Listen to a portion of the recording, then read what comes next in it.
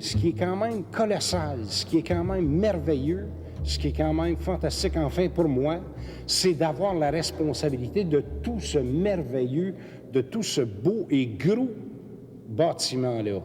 J'en suis responsable. J'ai compris quelque chose dans la vie, moi, et cette chose s'explique de cette façon-là. Je crois qu'on est seul, on vit seul, même si on est marié, on est seul, et on meurt seul.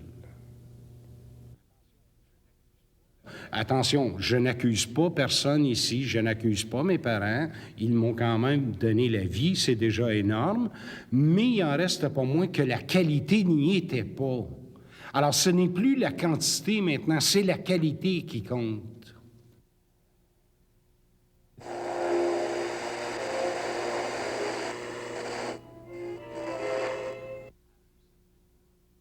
À un certain moment donné, je remontais du sous-sol jusqu'au garage.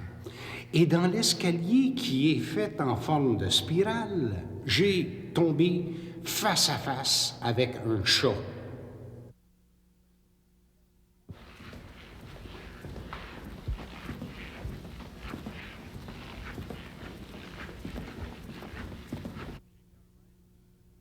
J'ai quand même été un peu pareil comme tout le monde. Je me suis marié, j'ai eu des enfants, et puis dans mon ménage, ça allait pas. Je me suis divorcé. Et puis là, je me suis posé des questions. Le divorce, ça fait réfléchir. Vous savez, il faut pas oublier qu'une mauvaise expérience, quelquefois, ou je devrais dire, tiens, d'un mal, quelquefois, il peut sortir un très grand bien.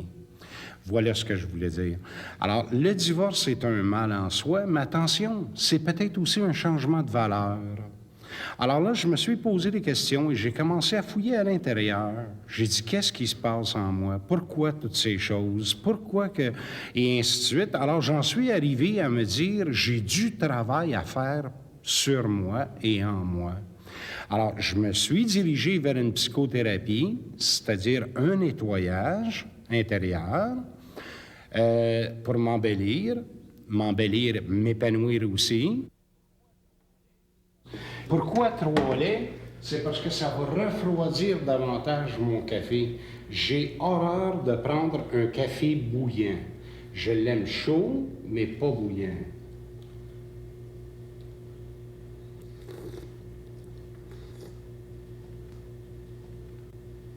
Jésus aimait tout le monde, mais il n'aimait pas nécessairement quelqu'un en particulier. Peut-être qu'il y avait Jean, un de ses apôtres, qu'il aimait en particulier, mais ça reste à déterminer.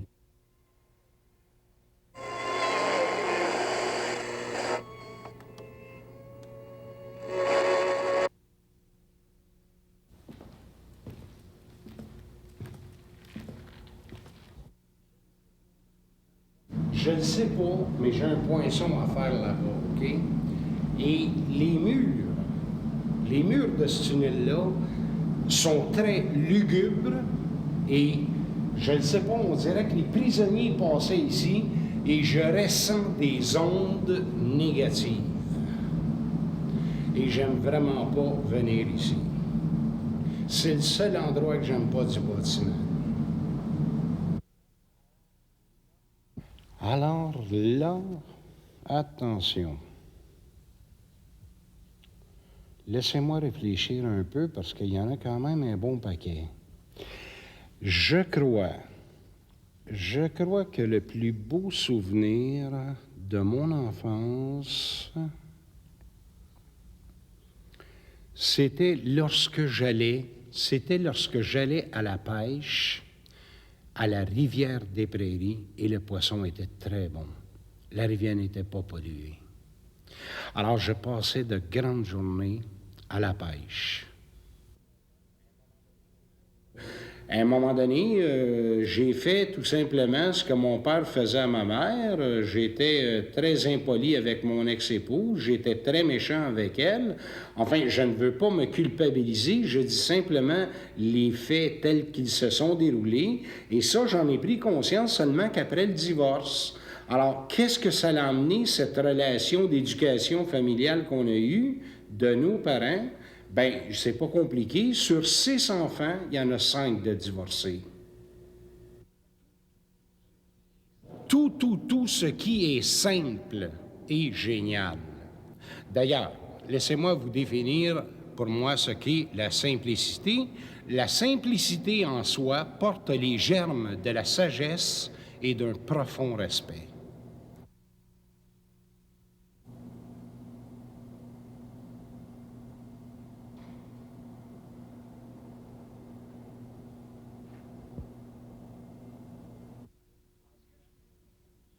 Alors, ce que je voulais vous dire au sujet des cimetières et des âmes, vous ne le croiriez pas, mais si c'était possible pour vous de voir combien qu'il y a d'âmes d'accrochés après leur pierre tombale parce qu'ils ne veulent pas quitter la terre.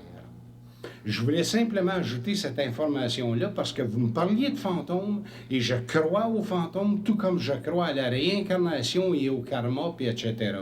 Oui, tout ce qui est paranormal, dans le fond, c'est du normal, mais c'est parce qu'on vit dans un univers qui est un univers parallèle à d'autres univers. Voilà la chose.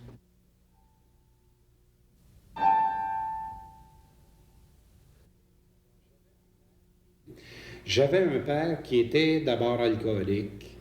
J'avais un père qui était excessivement sévère, mais il avait une qualité extraordinaire, c'est qu'il était excessivement travaillant. J'avais une mère qui a manqué sa vocation car elle aurait dû faire une religieuse.